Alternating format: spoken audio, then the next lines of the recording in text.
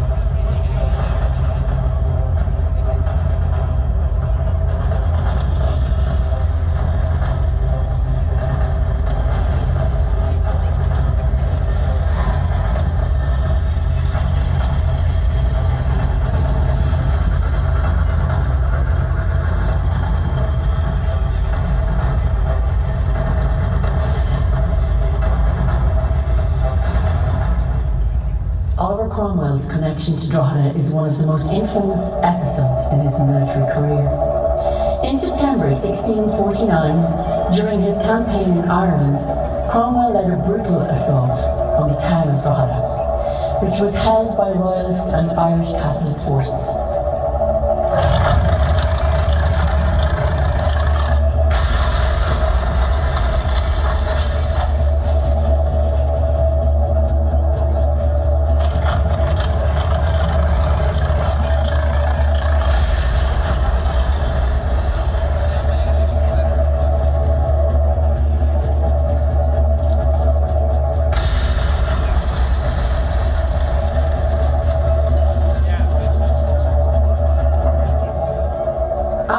The town's defences, Cromwell's troops massacred a significant portion of the garrison and many civilians, an act he justified as necessary to subdue the rebellion and deter further resistance.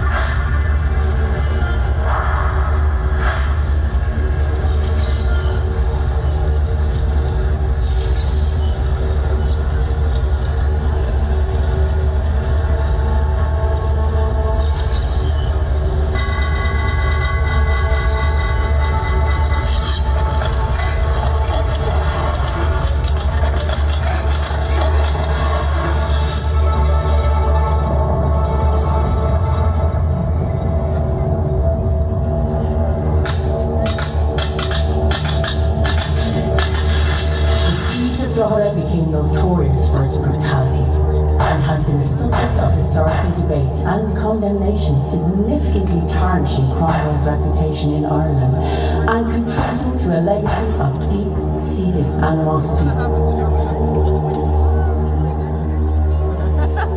In early dawn of July 1st, 1681, the streets of London were shrouded in a sombre stillness as Oliver Plunkett, Archbishop of Armagh, prepared for his final journey. Despite the grim circumstances, Plunkett's faith remained unwavering, and he moved with a quiet dignity that struck a chord even among his captors.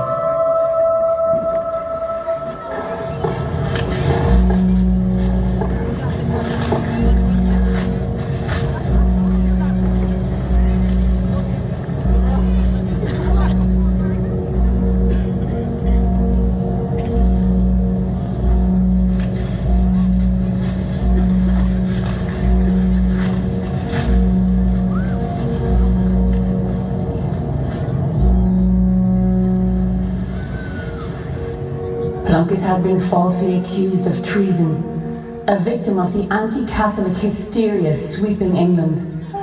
Despite the lack of credible evidence, a prejudiced court found him guilty, condemning him to the brutal fate reserved for traitors. His loyal followers, though filled with sorrow, admired his unshaken resolve.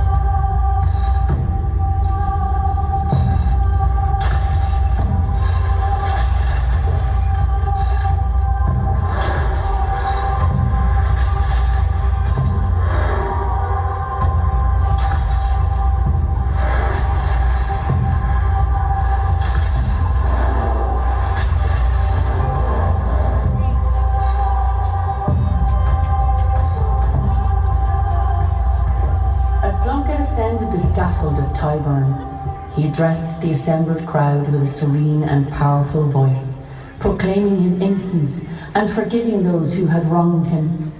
His words were a testament to his enduring faith and commitment to peace. The executioner, although hardened by his grisly profession, was visibly moved by Plunkett's composure. With a swift stroke, the blade severed Plunkett's head, bringing an end to his earthly suffering. However, in death, he became a martyr, his story resonating through the centuries as a symbol of resilience and unwavering faith. His head, later preserved as a relic, eventually found its resting place in St. Peter's Church in Drogheda, where it continues to inspire and remind future generations of his sacrifice and the enduring power of faith and forgiveness.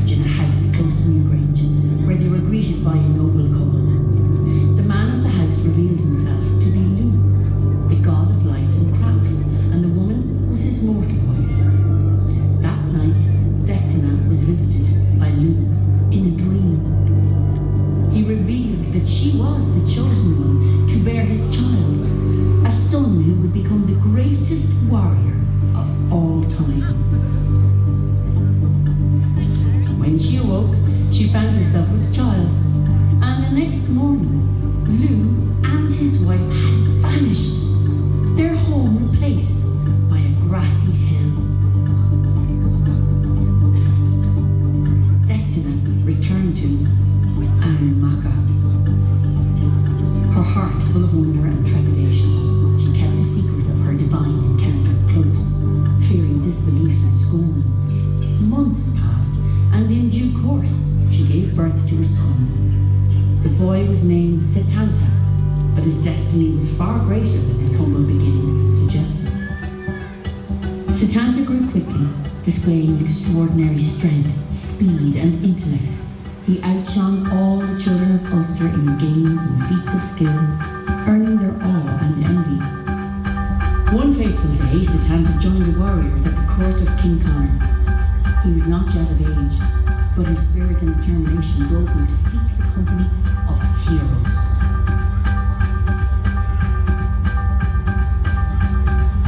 One evening, while travelling to the fortress of the renowned blacksmith Cullen, Satanta was attacked by Cullen's fierce guard dog. With nothing but his bare hands and a hurley stick, the boy slew the hound. Cullen, stricken with grief at the loss of his loyal guardian. But Satanta, ever honourable, offered to take the dog's place until a new one could be reared. Thus, he earned the name of Cú Chulainn, the Hound of Cullen. As Cú Chulainn grew, so did his fame and prowess. He was visited once more by Lou, who revealed to him the truth of his divine parentage.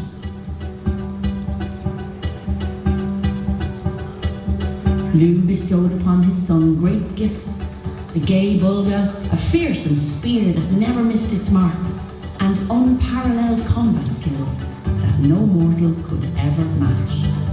Cú Chulainn's life was one of glory and sorrow.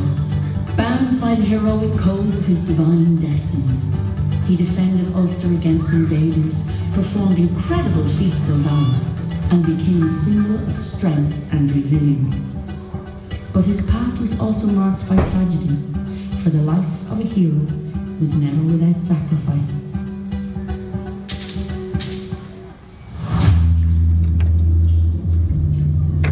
In the end, Cú Chulainn met his fate with the same courage that defined his life. Though mortal wounds claimed him, his legacy endured, and the tales of his deeds were passed down through generations. The Hound of Ulster, son of Lou, lived on in the hearts of his people, a beacon of the indomitable spirit of Era.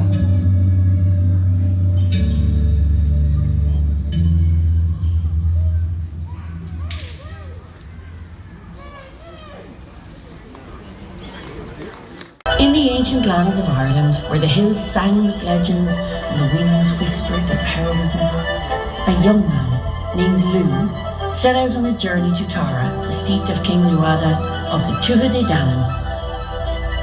With a heart full of hope and a spirit brimming with determination, Lou sought to join the king's court, eager to serve and prove his worth.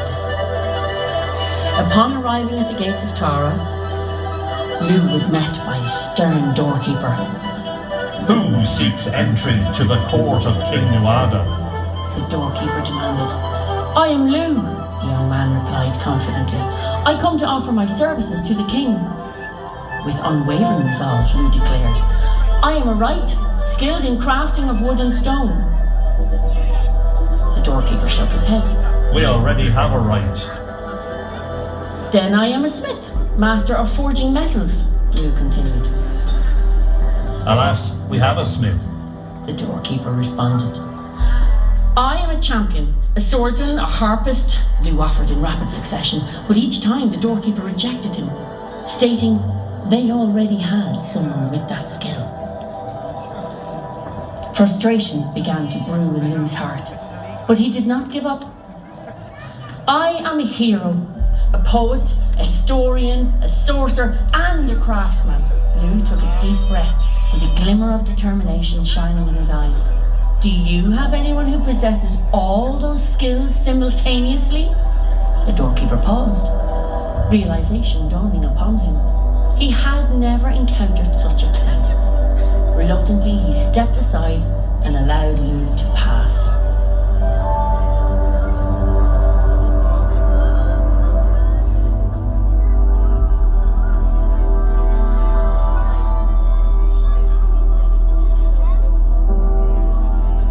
Lugh entered the Grand Hall of Tara and was brought before King Nuada. What is your name, young man? The king asked, intrigued by this bold newcomer. I am Lugh, he replied, and I offer all my skills to you, O king. Nuada, impressed by Lugh's confidence, gave up his seat at the head of the table at the banqueting hall of Tara and allowed Lugh to sit there for the space of 13 days.